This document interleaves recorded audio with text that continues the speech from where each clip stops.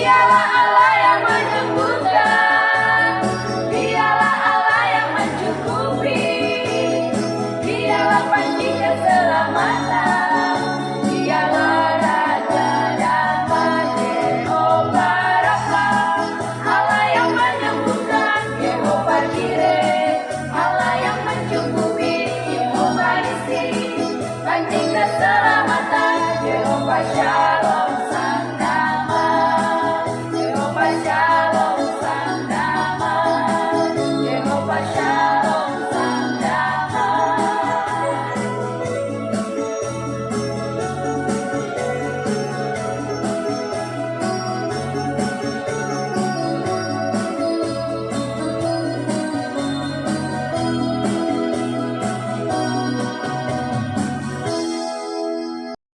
Shalom anak-anak yang saya kasih dalam Tuhan Yesus Kristus, yaitu semua anak-anak sekolah Sentosa Perdana.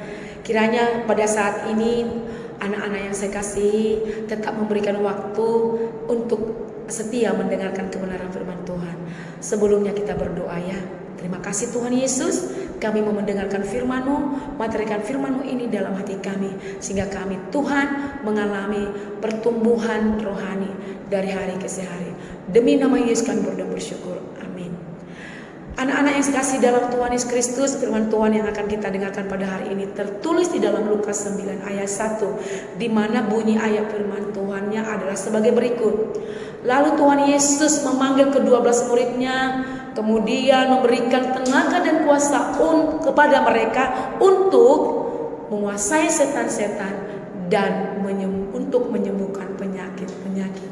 Nah, ada dua hal yang ingin Mistina sampaikan dalam hal ini, yaitu saya garis bawahi tenaga dan kuasa. Nah, anak-anak, bagaimana caranya supaya kita pada saat bertemu orang yang sakit, orang itu dapat sembuh, atau pada saat ada orang dirasuki oleh kuasa kegelapan, orang tersebut ditahirkan atau dipulihkan, tidak lagi dikuasai oleh roh jahat. Hanya dua saja yang ingin Mistina sampaikan. Yang pertama, kita harus membuka hati, mengundang Yesus masuk dalam hati kita. 12 murid Tuhan Yesus dipanggil mengikuti Yesus karena mereka buka hati. Yesus masuk dalam kehidupan mereka. Ke-12 murid Tuhan Yesus ini membuka hati, mengundang Yesus masuk dalam hati mereka. Demikian juga halnya kita. Kita membuka hati kita agar Yesus masuk dalam hidup kita. Ketika Yesus masuk dalam hidup kita, Yesus masuk dalam hati kita, pada saat itu juga Roh Kudus masuk di dalam hati dan hidup kita. Nah, itu yang pertama. Pada saat itu juga kita sudah menerima kuasa dan tenaganya. Yang kedua, kita harus mengaplikasikan apa yang sudah Tuhan berikan kepada kita, yaitu tenaga dan kuasa itu. Jadi nggak boleh kita hanya melakukan itu untuk diri sendiri atau keluarga, tidak. Tapi ketika kita melihat ada orang sakit, entah itu orang tua teman atau teman kita yang sakit, itu waktunya kita harus banyak memberikan waktu, tenaga untuk berdoa buat mereka yang sakit. Itu saatnya kita mengimpartasikan kuasa yang Tuhan berikan kepada kita, berdoa untuk mereka. Nah, mungkin mereka ada dengan kita dalam keadaan jarak jauh, tidak apa-apa. Masuk dalam kamarmu, berdoa dengan iman agar orang tersebut sembuh. Karena Tuhan itu adalah roh, Dia bekerja, ya.